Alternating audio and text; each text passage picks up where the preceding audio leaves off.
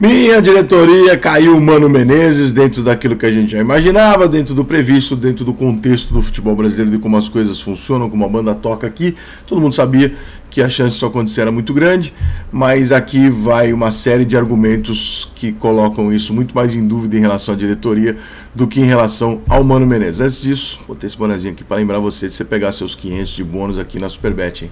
Dá esse mole não, eu sei que seus outros 500 lá que tu pegou no passado lá já acabou. Pega 500 de crédito de novo, vai na Superbet, melhor site de apostas que tem agora no Brasil, e chegou botando o pé na porta, meu irmão. Então entra lá que você vai se amarrar, tá? O link tá aqui na descrição. Eu acho o seguinte, quando o presidente do Corinthians assumiu, eu não o conheço, então não sei nada sobre ele que não seja midiático. Algumas frases de efeito, algumas promessas esquisitas e tal. E eu cheguei a comentar aqui em algumas lives, alguns vídeos, falar, pô, tá meio over, né? Tipo, vamos ampliar o estádio esse ano, vamos contratar fulano, falar em Gabigol.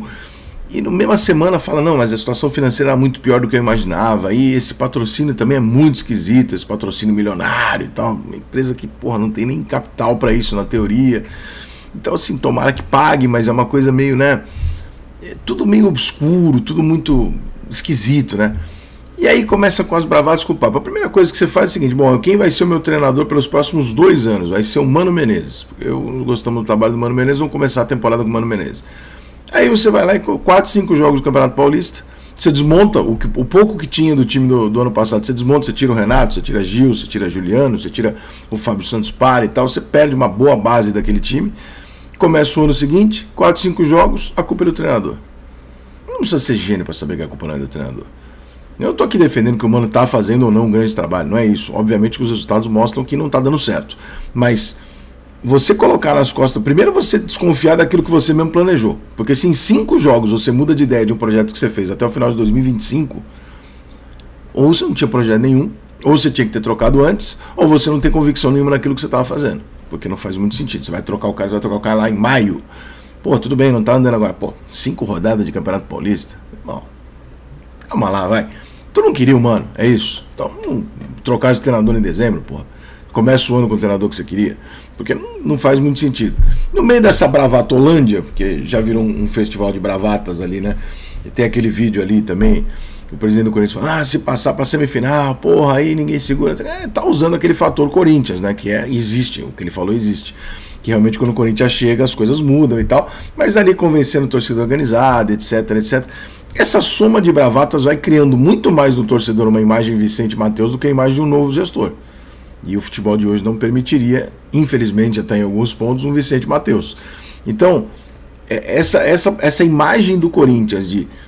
a gente chegou e gritou. Lembra quando o Eurico assumiu o Vasco de volta na última vez que ele começou a falar o respeito voltou, o respeito voltou, o respeito... Aquilo era quase uma imposição por palavras daquilo que ele não faria administrativamente. O Corinthians às vezes está passando essa impressão. Tipo assim, eu não vou conseguir entregar dentro do meu trabalho uma melhora significativa no Corinthians. Então eu vou ficar aqui fazendo, falar bonito, vou falar o que o torcedor quer ouvir, bravateiro, cara, não sei o que, assim, assado, aqui é Corinthians, vai Corinthians e tal. E no final das contas eu vou botar um jogador para treinar, depois eu devolvo, depois não sei se eu vou pegar ou não com o Flamengo. Eu falo em Gabigol, na mesma semana eu falo que eu não tenho dinheiro para contratar o jogador, né? Aí eu falo no Gabigol, falo no jogador, eu vou lá e trago o Pedro Raul, aí coitado do Pedro Raul, o Pedro não tem culpa nenhuma. Só que aí quando ele chega, o torcedor fala, mas eu tava esperando o Gabigol. É foda, meu, porque tu prejudica quem chegou, você deixa... Tudo aqui, esse bololô todo tá sendo gerado pela própria diretoria do Corinthians. Primeiro que você não tem que falar de jogador que você não tá trazendo. Quando surgiu o papo Gabigol, fala, então, talvez no final de 2025, 2024, quando ele ficar sem contrato, a gente converse. Antes disso, a gente não tem condição de pagar. É isso, irmão. Não tem condição de ir lá no Flamengo pagar não sei quantos milhões e comprar o cara. Você acabou de falar que o Corinthians está sem dinheiro. Né? Então aí você desmonta o pouco que tinha que servia naquele elenco, você perde. Você não remontou ainda. Aí você pega o treinador e bota na bunda dele. Ah, irmão, porra, aí começa já a gerar um negócio assim, pô, são 2 meses de uma nova presidência, 1 mês e meio, você já começa a olhar e fala, pô, esse cara aqui não tá. E é óbvio que o corintiano vai reagir assim, cara. Mesmo o corintiano que queria o Mano fora, ele também tá olhando e falando assim, eu acho que esse cara tá perdido. Porque não condiz o que ele tá falando com o que ele tá fazendo. Né? Então, o Corinthians conseguiu inflacionar o mercado dos patrocínios, deve ter inflacionado para ele mesmo vender os outros patrocínios menores mais caros, deve ter sido uma jogada de marketing, imagino eu. E se os jogadores não aparecem, eu tenho o patrocínio mais caro do Brasil, tenho isso, tenho aqui, tá, e o torcedor, tá bom, cadê meu lateral esquerdo, cadê meu volante, cadê?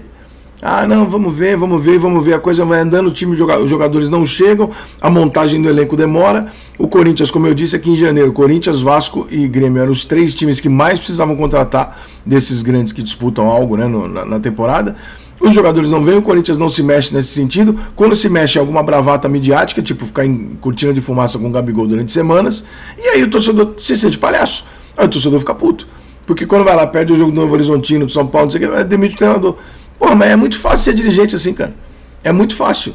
Porque se não demite o treinador, a pressão vai nas costas de quem? De quem prometeu, de quem falou e tal. Como a diretoria do Corinthians não quer pressão nas costas dela, joga no Mano. O Mano tá acostumado, o treinador vai ganhar um dinheirinho de multa aqui, tá tudo certo, irmão. Capaz do Mano ter até ficado feliz também, tipo assim, ó, sai, ganha um dinheiro agora. Que se foda, irmão. Porque tu sabe como é que vão ser os próximos meses aqui, né? Ao que tudo indica, os próximos meses vão ser difíceis. Tava lá no podcast do GV ontem, a gente falava disso. Ah, mas o Corinthians não tem. O Corinthians tem um bons jogadores. Falei, quem, GV? Vamos lá.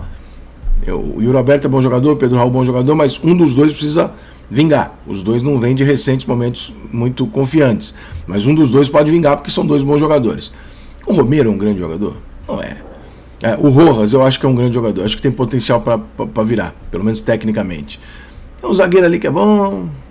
Se pegar aqueles volantes tudo ali, vai ter um que vai encaixar tal. O Cássio, um monstro. Mas e o resto?